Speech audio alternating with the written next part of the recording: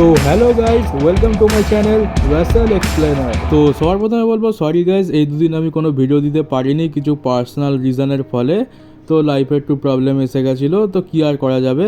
চলো ভিডিওতে ফেরা যাক। ব্যাপারটা হচ্ছে যে কালকের স্ম্যাকডাউন তো তোমরা অনেকেই দেখে নিয়েছো, তবে এমন অনেকে আছে যে যারা স্ম্যাকডাউনটা দেখোনি, তাই আমি শর্টে স্ম্যাকডাউনে কী কী মেন জিনিস হলো সেটা একবার বলে দিই ভিডিও শুরুতে। এছাড়া এই ভিডিওতে আরও অনেক বড় বড় নিউজ আছে, তো ভিডিওটা শেষ পর্যন্ত দেখতে থাকো। তো সবার প্রথমে কথা বলা যাক কালকের স্ম্যাকডাউনে আমরা কী কী দেখতে পেলাম। তো সবার প্রথমে আমরা যেটা দেখতে পেলাম সেটা হচ্ছে এলএ নাইট ভার্সেস এজে স্টাইলসের ম্যাচ। এখানে যে জিতবে সে কোডি রোডসকে ব্যাকল্যাশে ফেস করবে ডাব্লিউডাব্লিউই আনডিসপিউটেড চ্যাম্পিয়নশিপের জন্য।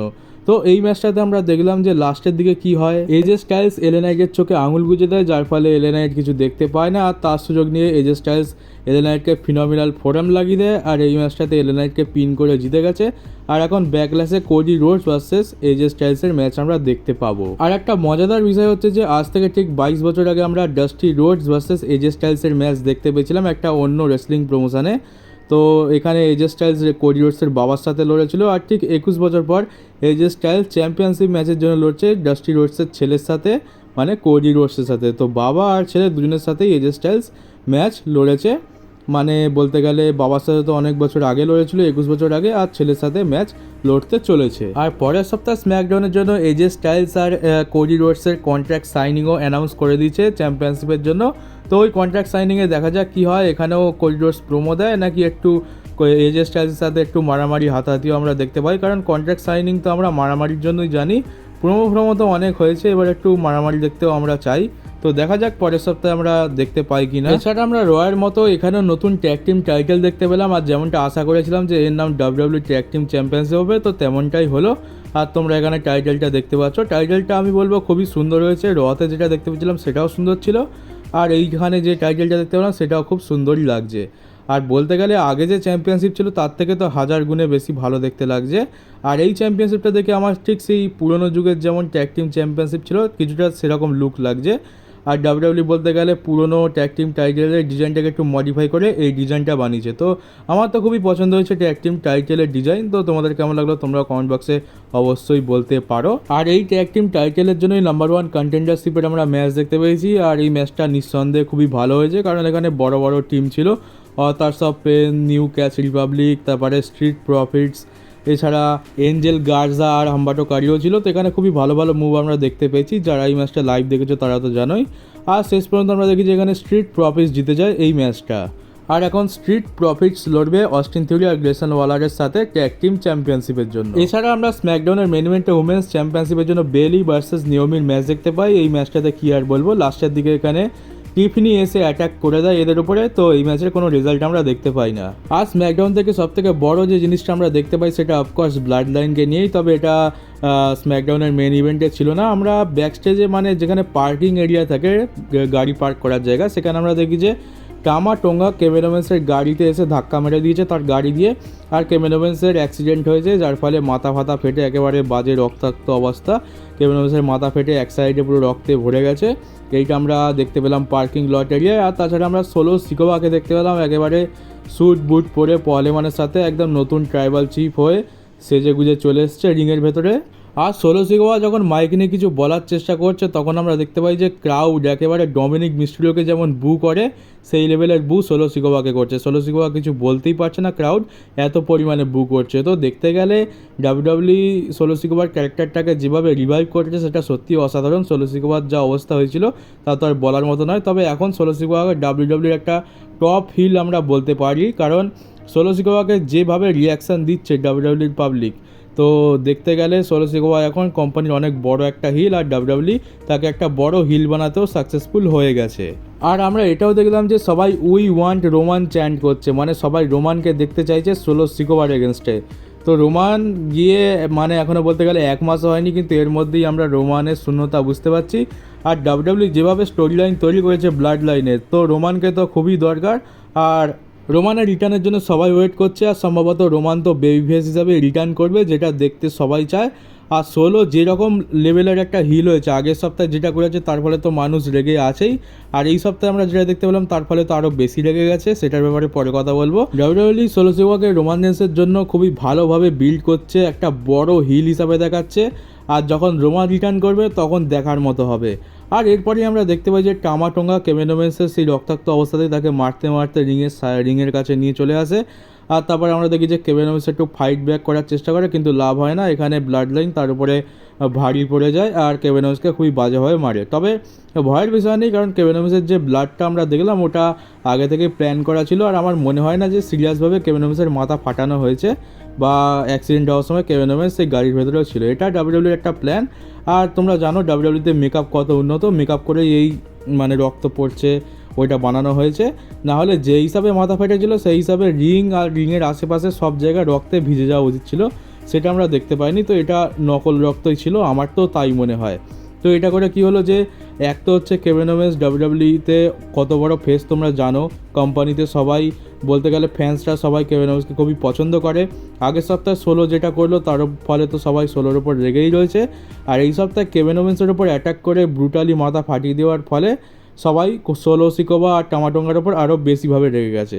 তো এর ফলে এদের হিল ক্যারেক্টারটা একটা আলাদা লেভেলে চলে যাচ্ছে, যেটা রোমান রেন্সের জন্য আর ব্লাড লাইনের জন্য খুবই ভালো একটা খবর। আর তাছাড়া আমরা নিক অল্ডিসকে আবার ব্লাড লাইনের স্টোরির মধ্যে ইনভলভ হতে দেখতে পাই, কারণ আমরা এর অনেক কিছুদিন নয় বেশ কিছু সময় আগে দেখেছিলাম যে নিক অল্ডিস রোমান রেন্সের এগেনস্টে যাচ্ছে। রোমান রেন্স যে কাজগুলো করছে সেগুলো নিক অল্ডিস একদমই পছন্দ করছে না।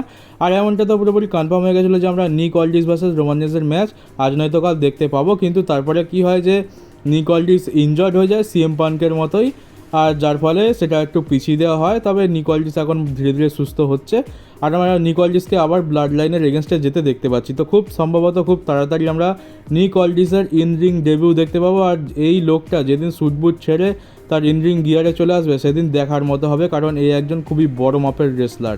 তো দেখা যাক নিক অল্ডিস কবে তার ইন রিং ডেবিউ করে ডাব্লিউডাব্লিউতে। এখন তো সে ব্লাড লাইনের এগেনস্টে আসা শুরু করে দিয়েছে আবার। তো এই ছিল মোটামুটি স্ম্যাকডাউনের রিভিউ। মোটামুটি যে সমস্ত বড় বড় জিনিস হচ্ছে সেগুলোই আমি কভার করলাম, কারণ আমি অলরেডি একদিন লেট করে ফেলেছি ভিডিও আপলোড করতে। তো বেশি ডিটেলসে বলা তো যাবে না, কারণ এই ভিডিওতে আরও অনেক নিউজ আছে দেওয়ার জন্য। তো চলো আসা যাক পরের নিউজে। তো সেমাস কি হয় যে সেমাস তার একটা ইন্টারভিউতে এটা রিভিল করেছে যে ফেব্রুয়ারি মাসে তার উপরে একটু প্রেশার ক্রিয়েট করা হয়েছিল, যার ফলে তাকে রিটায়ার হয়ে যেতে বলা হচ্ছিল। আর এটা কারা করছে এটা সেমাস পুরোপুরি তো বলেনি, তবে আমরা জানি এটা কারা করছে। এটা হচ্ছে ডাব্লিউডাব্লিউর মেডিকেল টিম, মানে ডাব্লিউডাব্লিউর যে ডক্টরসরা রয়েছে তারা। তো ডাব্লিউডাব্লিউ ডক্টরসরা সেমাসকে মেডিকেলি ক্লিয়ার করছিল না, যার ফলে ডক্টরসরা এটা সেমাসকে বলছিল যে তোমার রিটায়ার হয়ে যাওয়া উচিত, কিন্তু সেমাস হার মানেনি আর সেমাস শেষ পর্যন্ত তার রিটার্নও করেছে। আর এমনটা আমরা এর আগেও দেখেছি যে ডাব্লিউডাব্লিউ ডক্টরসরা একটু কিছু হলেই রিটায়ারমেন্ট নিয়ে নিতে বলে আর বলে দেয় যে তুমি আর লড়তে পারবে না। আমরা রিসেন্ট টাইমে র্যান্ডি অর্টনের সাথে এটা দেখেছি, তাকে মেডিকেলি ক্লিয়ার করছিল না, কিন্তু র্যান্ডি অর্টন জবরদস্তি যাও করে ফিরে এসছে। এছাড়া আগের কথা বলতে গেলে ড্যানিয়েল ব্রায়ানের সাথেও দেখেছি যে ডাব্লিউডাব্লিউ ডক্টরসরা বলছিল যে ড্যানিয়েল ব্রায়ান কোনোদিনও লড়তে পারবে না, তবে ড্যানিয়েল ব্রায়ান তার ফিরে আসার জন্য বহু চেষ্টা করেছে। আর শেষ পর্যন্ত ড্যানিয়েল ব্রায়ান এটা বলেছে যে ডাব্লিউডাব্লিউ ডক্টরসরা যদি তাকে মেডিকেলি ক্লিয়ার না করে তাহলে সে ডাব্লিউডাব্লিউ কোম্পানি ছেড়ে অন্য কোম্পানিতে চলে গিয়ে লড়বে। তো শেষ পর্যন্ত ড্যানিয়েল ব্রায়ানকে হাতছাড়া হওয়ার ভয় ডাব্লিউডাব্লিউ কী করে যে তাকে মেডিকেলি ক্লিয়ার করে দেয়। আর তারপর আমরা দেখতে পাচ্ছি যে সে ডাব্লিউডাব্লিউতে কত ভালো ভালো ম্যাচেস দিচ্ছে, আর এখন সে অল এলিট রেসলিংয়ে গিয়েও কত ভালো ভালো ম্যাচেস দিচ্ছে। তো আমি জানি না ডাব্লিউডাব্লিউ ডক্টরসদের প্রবলেম কি, একটু কিছু ইনজুরি হলেই তাকে রিটায়ার হতে বলে দেওয়া হয় আর মেডিকেলি ক্লিয়ার তো করেই না। আর রিসেন্ট টাইমে আমরা দেখি যে বিগির সাথে যেটা হলো, আমরা ভেবেছিলাম যে বিগি রিটার্ন হবে, কিন্তু ডাব্লিউডাব্লিউ ডক্টরসরা বিগিকে মেডিকেলি ক্লিয়ার করেনি আর বিগি বলেই দিয়েছে যে হয়তো সে পুরোপুরি রিটায়ার হয়ে গেছে আর তাকে আমরা কোনোদিনও দেখতে পাবো না, কারণ ডাব্লিউডাব্লিউ ডক্টরসরা তাকে কোনোদিনও মেডিকেলি ক্লিয়ার করবে না। তো এই একটা রোগ ডাব্লিউডাব্লিউ ডক্টরসদের মধ্যে তো রয়েছেই, একটু বেশি সেফটি করতে যায়, বেশি সেফটি করতে গিয়ে রিটায়ার করে দেয়। আর বিগি হয়তো রিটায়ার হয়ে গেছে, আমরা বিগিকে আর কোনো দিন দেখতে পাবো না। তো এই একটা জিনিস সেমাসের সাথে হতে চলেছিল, তবে হয়নি, সেটা খুবই ভালো খবর। তো এরপরে নিউজটা হচ্ছে সেথ রলিন্সকে নিয়ে। তো সেথ রলিন্সের বউ বেকি লিঞ্চ এটা রিভিল করেছে যে সেথ রলিন্সের এই বৃহস্পতিবার একটা নি সার্জারি হয়েছে। সে খুবই ইনজয়ার্ড ছিল। রেসেলমেনিয়া নাইট 1-এ তো তাও ঠিক ছিল, তবে রেসেলমেনিয়া নাইট 2-তে সে পুরোপুরিভাবে ইনজয়ার্ড ছিল। আমরা ড্রু ম্যাকিন্টায়ারের সাথে যে ম্যাচটা সেটাতে তো সে ইনজয়ার্ড ছিল, আর মেন ইভেন্টেও আমরা তাকে ইনজয়ার্ড হিসাবেই দেখতে পাই। আর সেথ রলিন্সের একটা নি সার্জারি হয়েছে, যার ফলে এখন সেথ রলিন্স বেশ কিছু সময় টাইম অফ থাকবে। বেশ কিছু সময় বলতে বেশি সময় নয়, 1 থেকে 1.5 মাস ধরে নিতে পারে বা তার কম সময়ে তো রিটার্ন হয়ে যেতে পারে। আর আমরা একটা ভিডিও দেখতে পেয়েছিলাম যে যখন সেই রকের এগেনস্টে আমরা দেখতে পেলাম যে রক কোডির ওপর অ্যাটাক করতে এসেছিলো, আর তখন শিল্ডের থিম সং প্লে হয়। আর সেই সময় আমরা সেথ রলিন্সকে দেখতে পাই। তো ডাব্লিউডাব্লিউ ক্যামেরাটাতে তো পরিষ্কার করে কিছু দেখানি, তবে একটা ফ্যান কী করে ভিডিও বানিয়ে সোশ্যাল মিডিয়াতে আপলোড করে, সেখানে দেখছিলাম যে সেথ রলিন্স ঠিকভাবে হাঁটতেও পারছিল না। সেথ রলিন্স যা করে খুঁড়িয়ে খুঁড়িয়ে চেয়ার নিয়ে রিংয়ের কাছে আসে, আর তারপরে রিংয়ের মধ্যে ঢুকে দাঁড়ানোর সাথে সাথে রোমান রেন্স তাকে সুপারম্যান পাঞ্চ মেরে দেয়। আর হয়তো সেথ রলিন্স খুব বেশি ইনজর্ড ছিল, সে ঠিকভাবে হাঁটতে পারছিল না আমরা দেখতে পেলাম। আর তাছাড়া লাস্টের দিকে দেখলাম যে কেভিন ওমেন্স আর স্যামি জেন তাকে ধরে ধরে নিয়ে যাচ্ছে। আর হয়তো এই কারণেই আমরা মেন ইভেন্টে সেথ রলিন্সের খুব একটা বড় রোল দেখতে পাইনি। আর জাস্ট সেথ রলিন্স ইন্টারাপ্ট করার জন্য এসেছিলো আর সুপারম্যান পাঞ্চকে পড়ে গেল। আর না হলে আমরা সেথ রলিন্স একটা বড় সড়ো কোনো মুভও দেখতে পেতাম, হয়তো সে চেয়ার দিয়ে রকের ওপর অ্যাটাকও করতে পারতো, কিন্তু সেরকম কিছু করেনি, কোনো রকম বেশি অ্যাকশানে জড়ায়নি, কারণ সে খুবই বাজেভাবে ইনজর্ড ছিল। আর সেথ রলিন্সকে তো বলতে হবে খুবই পরিশ্রমী একজন ব্যক্তি, কারণ একটা হাঁটু ইনজর্ড, সে ঠিক করে দাঁড়াতে পারছে না, সেইভাবে সে চ্যাম্পিয়নশিপের জন্য ম্যাচ লড়লো ড্রু ম্যাকিন্টায়ারের সাথে, আর মেইন ইভেন্টেও কোডি রোডসকে সাহায্য করতে এলো। তবে এখন কোনো চাপ নেই সেথ রলিন্সের কাছে, যেহেতু এখন চ্যাম্পিয়নশিপ নেই, তাই সে তার সার্জারি করিয়ে একেবারে ভালো মতোভাবে রেস্ট নিয়ে পুরোপুরিভাবে 100% ফিট হয়ে ডাব্লিউডাব্লিউতে রিটার্ন করবে। আর হয়তো 1 থেকে 1.5 মাসের মধ্যে আমরা তাকে দেখতে পেয়ে যাব। আর যেমনটা আমরা জানি যে রিয়া রিপ্লি তার চ্যাম্পিয়নশিপ ভ্যাকেট করে দিয়েছে সে ইনজুরির কারণে, আর সেই চ্যাম্পিয়নশিপের জন্য আমরা এই সপ্তাহে পরের সপ্তাহে র যে হবে তাতে একটা ম্যাচ দেখতে পাবো, battle royal match WWE announce করেছে। তো সেই ব্যাটেল রয়্যাল ম্যাচটা যে জিতবে সেই হবে নতুন ডাব্লিউডাব্লিউ ওয়ার্ল্ড উমেন্স চ্যাম্পিয়ন। আর এখানে তোমরা দেখতে পাচ্ছ পার্টিসিপেন্টের নাম, প্রথমে আছে Becky Lynch, Liv Morgan, Nia Jax, Maxxine Dupri, Chelsea Green, Natalya, Katana Chance, Indi Hartwell, Zoey Stark, Kayden Carter, Candice LeRae, Shayna Baszler, জায়া লি, টিগার নক্স আর পাইপার নেবেন, আর হচ্ছে আইভি নায়াল। তো এদের মধ্যে একটা ব্যাটেল রয়্যাল ম্যাচ হবে, আর এই ম্যাচটা যে জিতবে সেই হয়ে যাবে নতুন ওয়ার্ল্ড উমেন্স চ্যাম্পিয়ন। তো এখন দেখা যাক কার চান্স, আমার তো লিভ মর্গান, নায়া জ্যাক্স আর বেকি লিঞ্চ এই তিনজনের চান্স সব থেকে বেশি লাগছে। আর ডাব্লিউডাব্লিউ এই রয়ের জন্য অফিসিয়ালি গান্থারকেও অ্যানাউন্স করে দিয়েছে। তো রেসলমেনিয়ার পর এই প্রথমবার আমরা রয়ের এপিসোডে গান্থারকে দেখতে পাবো। আর দেখা যাক গান্থার আসে কিনা, কারণ আমরা তো দেখেছিলাম যে সেথ রলিন্সকেও অফিসিয়ালি অ্যাডভার্টাইজ করেছিল ডাব্লিউডাব্লিউ, কিন্তু সেথ রলিন্স আসেনি। আর ডাব্লিউডাব্লিউ এরকম এর আগে অনেকবার করেছে যে টিকিট বিক্রি করার জন্য বড় বড় স্টারকে অ্যাডভার্টাইজ করেছে, কিন্তু শেষ পর্যন্ত তাদের কানেনি, যেটা খুবই খারাপ বিষয়, এরকম করা উচিত নয়। তবে ডাব্লিউডাব্লিউ তো কী বলবো, এদের অভ্যেস হয়ে গেছে এরকম করার। আর গান্থারকে অফিসিয়ালি অ্যাডভার্টাইজ করেছে, তো ধরে নিতে পারো যে গান্থার আসবে। তবে যদি নাও আসে সেটাও খুব একটা সারপ্রাইজিং নয়, কারণ ডাব্লিউডাব্লিউ তো অ্যাডভার্টাইজ করে শোতে না নিয়ে আসার বাজে স্বভাবটা তো তাদের রয়েছেই। আর লাস্টে এমন একটা বিষয়ে কথা বলবো যেটা এখন ইন্ডিয়াতে সব থেকে বেশি চর্চা রয়েছে ডাব্লিউডাব্লিউ সম্পর্কে, আর সেটা হচ্ছে যে জিন্দার মহল, বীর মাহান আর সাঙ্গাকে ডাব্লিউডাব্লিউ রিলিজ করে দিয়েছে। আর এই কজনই মাত্র, এই তিনজনই ডাব্লিউডাব্লিউতে ইন্ডিয়ান সুপারস্টার ছিল, আর এদেরকেও ডাব্লিউডাব্লিউ রিলিজ করে দিয়েছে, যার ফলে এখন পরিবেশ খুবই গরম। অনেকে ডাব্লিউডাব্লিউর এগেনস্টে কথা বলছে ইন্ডিয়াতে, কারণ এখানে ইন্ডিয়ান সুপারস্টারদের ডিসরেসপেক্ট করা হয়েছে। আর তার উপরে বীর মাহান একটা টুইট করে, আর সেই টুইটটা ছিল হিন্দিতে, আর সেখানে সে বলেছে যে যখন দেশের মান সম্মান নিয়ে প্রশ্ন ওঠে তখন ত্যাগ করাই সব থেকে ভালো, আর গুড বাই ডাব্লিউডাব্লিউ। তো তার টুইট থেকে এমনটা বোঝা যাচ্ছে যে ইন্ডিয়াকে কোনোভাবে ডিসরেসপেক্ট করা হয়েছে। এছাড়া যে সাঙ্গা আছে, বীর মাহানের সাথে যে সাঙ্গা ছিল, সে সাঙ্গা আজকে সকালে একটা টুইট করে, আর তাতে একটু ক্ল্যারিফিকেশান আমরা পাই যে কী হয়েছে, যে ইন্ডিয়ার মাত্র 3জন রেসলারই ডাব্লিউডাব্লিউতে ছিল, আর তাদেরকে ডাব্লিউডাব্লিউ রিলিজ করে দিয়েছে, যার ফলে এরা একটু কী বলে কষ্ট পেয়েছে, আর একটু রেগেও আছে। বলতে গেলে একদিক দিয়ে ইন্ডিয়াকে ডিসরেসপেক্টই করা হয়েছে, সমস্ত ইন্ডিয়ান রেসলারদেরই বের করে দেওয়া রিলিজ করে দেওয়া হয়েছে। আর তার উপরে জিন্দার মহলও একটা অ্যাগ্রেশন টুইট করেছে যে আই কুইট ডাব্লিউডাব্লিউ। সাধারণত কাউকে রিলিজ করে দেওয়া হলে তারা বলে যে I am no longer with WWE, এছাড়া থ্যাংক ইউ ডাব্লিউডাব্লিউ, এরকম টাইপের টুইট করে, কিন্তু এরা করেছে কি আই কুইট ডাব্লিউডাব্লিউ, এটা জিন্দার মহল করেছে। আর এখানে তো বীরমান আর সাঙ্গা একটু অ্যাগ্রেশন দেখেই বলেছে যে দেশের সম্মান সবার আগে, আর এখানে ত্যাগ করাই ভালো। তো এই হচ্ছে তাদের একটু কী বলতে চাই, একটু রাগের কারণ। আর দেখতে গেলে ডাব্লিউডাব্লিউতে এদের যেভাবে ইউজ করছিল সেটা দেখতে কারোরই ভালো লাগে না, এদেরকে ডাব্লিউডাব্লিউ খুবই বাজেভাবে ইউজ করেছে আমি তো বলবো। আর এইভাবে ইউজ করার থেকে না করাই ভালো। এক তো ইউজ করে না, যদিও বা ইউজ করে তো খুবই বাজেভাবে ইউজ করে। তো এর দুটো একটা খারাপ দিক আছে, একটা ভালো দিক আছে। খারাপ দিক হচ্ছে যে এখানে ডাব্লিউডাব্লিউতে আর একজনও ইন্ডিয়ান রেসলার নেই, যেটা খুবই খারাপ বিষয়। আর তাছাড়া দেখতে গেলে এমন তো নয় যে আমরা যারা ভারতবাসী আছি তারা বীর মাহান, সাঙ্গা, জিন্দার মহলদের দেখার জন্যই ডাব্লিউডাব্লিউ দেখতাম। আমরা তো ডাব্লিউডাব্লিউ দেখি রোমান রেন্স, জন সিনা, রক এদের জন্য। আমরা তো এদের ইন্ডিয়ান রেসলারদের কারণে ডাব্লিউডাব্লিউ দেখি এমনটা তো নয়।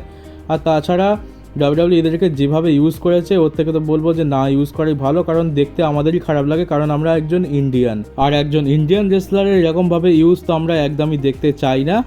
আর ভালো দিক হচ্ছে যে এরা ডাব্লিউডাব্লিউতে থেকে তো কোনো ভালো জিনিস এদের সাথে হয়নি। জিন্দার মহল একবার ওয়ার্ল্ড চ্যাম্পিয়ন হয়েছিল, কিন্তু তাকে এত বিচ্ছিরি একটা গিমিক দিয়েছে আর ডাব্লিউডাব্লিউ তাকে এত বাজেভাবে ইউজ করেছে যে তাকে না ভারতীয়রা খুব একটা পছন্দ করেছে আর আমেরিকানরা তো একদমই পছন্দ করেনি। আর এমনি তো ইন্ডিয়ান যেহেতু, তো আমেরিকানরা তো এমনিতেও পছন্দ করবে না, সেটা আমরা জানি। আর ডাব্লিউডাব্লিউ কী করে যে তাদের কোম্পানিতে যে কজন ইন্ডিয়ান রেসলার যায় তাদেরকে অ্যান্টি আমেরিকান একটা গিমিক দিয়ে দেয়, মানে তাদেরকে দেখিয়ে দেওয়া হয় যে এরা ইন্ডিয়ান আর এরা পুরোপুরি আমেরিকার এগেনস্টে। তো সেই জন্যই তারা কেউ পছন্দ করে না। আর ইন্ডিয়া মানে তো অ্যান্টি আমেরিকান হবে, এটা পুরোপুরি কনফার্মই করে দিয়েছে ডাব্লিউডাব্লিউ। এদের অন্য কোনো গিমিক তো ডাব্লিউডাব্লিউ দিতেই পারে না। তো এটা একটা খারাপ জিনিস। ভালো জিনিস হচ্ছে যে ডাব্লিউডাব্লিউতে থেকে এদের তো কোনো কাজ হলো না, হয়তো এবার রিলিজ করে দেওয়ার পরে এরা অন্য কোনো কোম্পানিতে গিয়ে নিজের ভালো নাম কামাতে পারবে, আর সেখানে গিয়ে হয়তো ক্যারিয়ারে একটু উন্নতি হবে। অন্তত ডাব্লিউডাব্লিউতে যা হতো তার থেকে তো ভালোই হবে, এমনটাই আশা করব। তো এই বিষয়টা এখন খুবই চর্চা রয়েছে, আর পরিবেশ খুবই গরম এখন ইন্ডিয়াতে। কিছু কিছু ফ্যান্সরা তো একদম ইন্ডিয়া, যেহেতু এখানে ইন্ডিয়াকে ডিসরেসপেক্ট করা হয়েছে এমনটা মনে হচ্ছে, তো একদম ডাব্লিউডাব্লিউর উপর খেপে গেছে। তবে কী আর করা যাবে, আমেরিকান কোম্পানি, ডাব্লিউডাব্লিউ হচ্ছে একটা আমেরিকান কোম্পানি, আর আমেরিকান কোম্পানি থেকে বেশি কিছু আশা না করাই ভালো, জাস্ট এন্টারটেনের জন্য দেখো। তো চলো গাইজ, এই ছিল আজকের ভিডিও। কেমন লাগলো কমেন্ট বক্সে জানিও। আর এরপর থেকে চ্যানেলে রেগুলার ভিডিও আসবে। দুদিন একটু প্রবলেম হয়ে গেছিলো, তার জন্য একটু ক্ষমা করে দিও। নতুন হয়ে থাকলে চ্যানেলটাকে সাবস্ক্রাইব করে নোটিফিকেশন বেলটাকে অবশ্যই অন করে দিও। তো চলো গাইজ, দেখা হচ্ছে তোমাদের সাথে আমার পরের ভিডিওতে।